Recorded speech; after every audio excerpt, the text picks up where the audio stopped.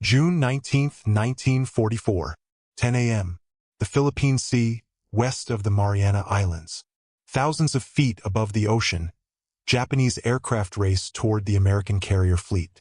Zeros, Judy dive bombers, and Kate torpedo bombers are coming in waves, expecting to find an American force they can overwhelm.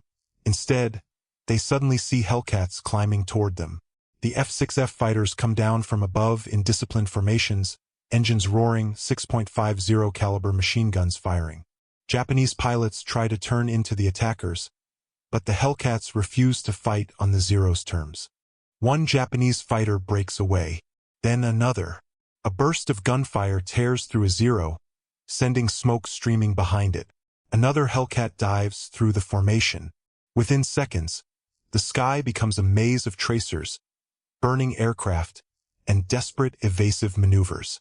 The American fighter that once looked too heavy and too awkward to challenge the elegant Zero is now hunting Japanese aircraft with terrifying efficiency. For years, the Zero has been one of the most feared fighters in the Pacific. Its exceptional maneuverability allows experienced Japanese pilots to dominate turning fights, and American aviators have learned a simple rule: never let a Zero dictate the engagement. But the Hellcat has been built for a different kind of war. It is heavier, tougher, faster, and armed with 6.50 caliber machine guns. It can absorb punishment that might destroy a lighter fighter and keep flying. Among the American pilots entering this battle is Commander David McCampbell, leading Carrier Air Group 15 from USS Essex. He is not facing a small patrol or an isolated group of Japanese aircraft. He is entering one of the largest carrier battles of the Pacific War. Behind him, American radar operators are already tracking the incoming formations, and fighter direction teams are guiding Hellcats toward the threat. The Japanese pilots continue forward, unaware of how completely the Americans have prepared for their arrival. Their mission is simple: find the American carriers and destroy them. But before they can reach the fleet, they must survive the fighters waiting above the Philippine Sea. And the first Hellcats are already moving into position. The Japanese formations begin to scatter as American fighters attack from altitude. Pilots who expect a traditional dogfight suddenly find themselves under attack from multiple directions. The Hellcats strike, climb away, regroup, and attack again. There is no graceful turning duel. No prolonged contest of maneuver. The Americans are controlling the engagement. Then the scale of the attack becomes clear. Wave after wave of Japanese aircraft enters the American defensive screen. Hundreds of aircraft are committed to the assault, but the sky ahead is filled with Hellcats, radar-directed interceptions, and concentrated gunfire. What was supposed to be a coordinated Japanese strike is beginning to collapse into isolated groups fighting simply to survive. By the time the first attacks reach the American fleet, the outcome is already beginning to change. The Zero is still dangerous, and some Japanese aircraft will break through the defensive fighters. But the balance of power in the Pacific sky is shifting with every passing minute. The aircraft that once terrified American pilots is now being hunted by a fighter designed specifically to defeat it. And as more Hellcats dive into the burning formations, one question becomes impossible to ignore. How did the Zero, the fighter that once ruled the Pacific sky, become prey? By June 1944, the Pacific War has changed. The United States Navy is no longer fighting simply to survive Japanese attacks. It is moving toward the Mariana Islands, bringing the war within striking distance of the Japanese home islands. Saipan is the immediate objective. Its airfields can support future American operations, and its location makes the islands strategically vital. Japan understands what is at stake.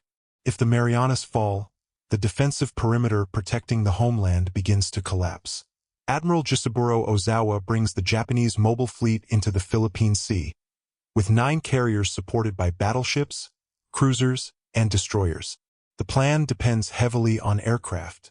Japanese commanders believe land-based aviation and carrier aircraft can combine to overwhelm the American fleet. But there is a problem they cannot easily solve: the pilots. Years of combat have consumed Japan's most experienced aviators. Training replacements takes time, and time is exactly what Japan no longer has. The Americans have spent the war building something different: Not just better aircraft. A system.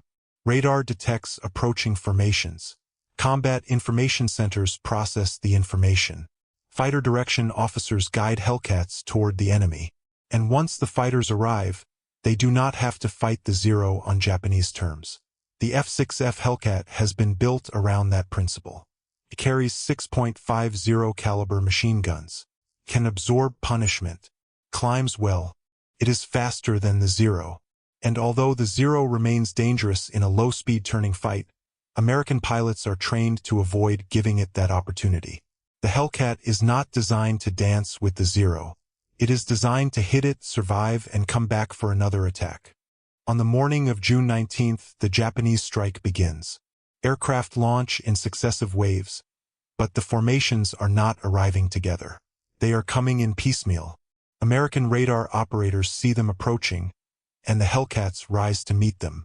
High above the Philippine Sea, Japanese pilots suddenly discover that they are not attacking an unaware fleet. They are flying directly into an organized defensive trap. The first American fighters dive. Gunfire tears through the Japanese formations. Aircraft explode. Others break away. Some pilots attempt to maneuver, but maneuvering costs speed and altitude. Every second spent turning is another second for the Hellcats to attack. The sky begins to fill with smoke, wreckage, and falling aircraft. Commander David McCampbell is among the American pilots entering the fight. Flying his Hellcat, he attacks Japanese aircraft repeatedly. By the end of the day's fighting, he has claimed 9 enemy aircraft, becoming one of the most prominent American aces of the battle. Elsewhere, Lieutenant Junior Grade Alexander Vrashu is hunting dive bombers. He finds a formation of Yokosuka D-4Y Judas and dives into the attack. The Hellcat's guns hammer the Japanese aircraft. One falls, then another, then another. In roughly 8 minutes, Vrashu shoots down 6. He lands aboard Lexington carrying a story that seems almost unbelievable. The battle earns a nickname that captures the extraordinary imbalance: the Great Marianas Turkey Shoot. But behind the nickname is something far more serious. Japan is losing pilots it cannot easily replace. The American advantage is no longer simply aircraft against aircraft. It is training against training, radar against uncertainty, coordination against fragmented attacks, and experience against a generation of Japanese pilots being asked to fight before they are ready.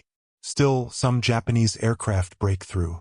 A few dive bombers reach the American ships. USS South Dakota is struck, killing 27 men and wounding 23. Other carriers come under attack. The Hellcats have not made the fleet invulnerable. They have simply made reaching it extraordinarily difficult.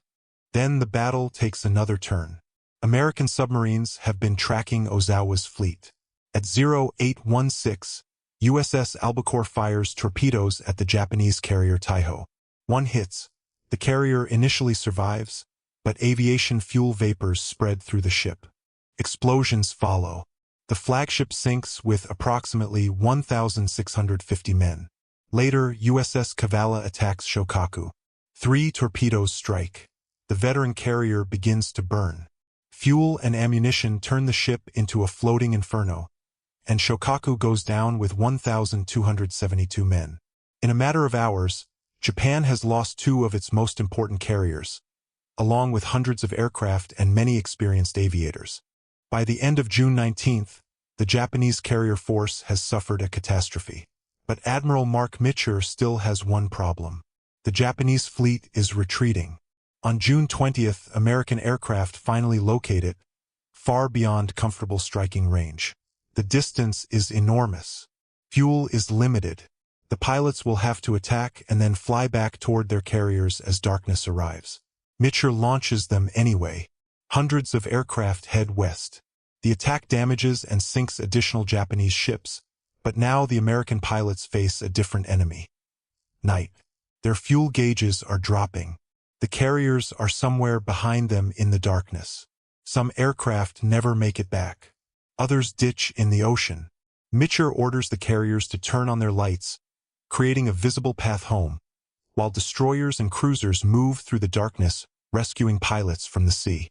By the time the battle ends, Japan's naval air power has been devastated. The United States has lost 123 aircraft and 109 men, while Japanese aircraft losses number in the hundreds. Official historical assessments put the actual Japanese aircraft losses in the June 19 carrier air battle at roughly 220 to 224, with additional aircraft destroyed elsewhere. The Zero has not vanished. It remains a capable fighter in the hands of a skilled pilot. But the era in which it can dominate the Pacific skies is ending. The Americans now possess the aircraft, training, radar, coordination, and industrial strength to control the battle before the dogfight even begins. And at the center of that transformation stands the F-6F Hellcat. The Battle of the Philippine Sea does not destroy every Japanese fighter. It does something more important. It destroys the system that once made Japanese naval aviation so dangerous. On June 19, 1944, American Hellcats tear into incoming Japanese formations while radar and fighter direction teams guide them toward the threat. Nearly 300 Japanese aircraft are claimed by American pilots and shipboard defenses, although later historical analysis places the actual number of aircraft lost in the principal carrier air battle considerably lower. The human cost is devastating. Experienced Japanese aviators disappear from the skies, squadron commanders are lost, and the Japanese carrier force suffers a catastrophic blow. Carriers Taiho and Shokaku sink beneath the Philippine Sea after submarine attacks, while additional Japanese carriers are damaged or destroyed during the fighting that follows. For the United States, the battle proves something that has been developing for months. The Hellcat is not simply another fighter. It is part of a larger machine. American industry produces aircraft in enormous numbers. Training programs produce increasingly capable pilots. Radar and communications allow those pilots to reach the enemy before the enemy reaches the fleet. The aircraft, the pilot, the carrier, the radar operator, and the fighter direction officer are all pieces of the same system. Together, they create an advantage Japan can no longer easily overcome. The F-6F's toughness gives its pilots another advantage. They can survive damage that might destroy a lighter aircraft. Its speed and firepower allow American pilots to choose when and how to fight. Instead of being dragged into the Zero's preferred turning battle, Hellcat pilots can attack from altitude, fire at close range, and break away before the Japanese fighter can exploit its maneuverability. The result is devastating. The Hellcat ultimately becomes one of the most successful naval fighters of the war, credited with 5,216 enemy aircraft destroyed over its operational career according to the National Naval Aviation Museum.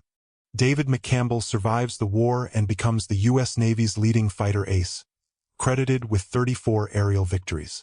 Alexander Vrashew also survives and becomes one of America's most celebrated naval aviators. Their victories become part of the record of the Philippine Sea, but many of the Japanese pilots they fought never return home. Behind every aircraft lost are men who entered the battle believing they could still reach the American fleet. Many never get close enough to see it. That is the deeper tragedy of the Philippine Sea. The Zero itself is not suddenly a worthless aircraft. It remains dangerous in the hands of a skilled pilot. What has changed is the war around it. Japanese pilots are increasingly inexperienced, while American pilots are better trained, better directed, and supported by a vast system of radar, communications, logistics, and industrial production. The Americans no longer have to fight the Zero on its terms. They have learned how to turn its former strengths against it. The Hellcat story, therefore, is not simply about one fighter defeating another. It is about adaptation. Engineering replaces elegance with survivability. Training replaces dwindling experience. Radar replaces uncertainty with warning. And industrial power turns individual advantages into overwhelming strength. By 1944, American naval aviation has learned that controlling the sky requires far more than building a better aircraft. The pilots who once laughed at the bulky Hellcat are no longer looking at an ugly American fighter. They are looking at an aircraft that has become a central weapon of a completely different kind of air war. The Zero can still maneuver, can still kill. But reaching the American fleet now means passing through layers of fighters, radar, ships, and disciplined coordination. And that is why the Philippine Sea matters. It marks the moment when Japanese naval aviation begins losing not simply aircraft, but the ability to replace the men and machines disappearing from the sky. The battle does not end the Zero. It ends the world in which the Zero can dominate. If you enjoy deeply researched World War II stories like this, support the channel with a like, subscribe, and share your thoughts in the comments. Because history remembers the aircraft, the victories, and the numbers. But behind every aircraft were pilots who climbed into the cockpit knowing they might never come back. And in the summer of 1944, above the Philippine Sea, the future of air power is being decided one burst of gunfire at a time.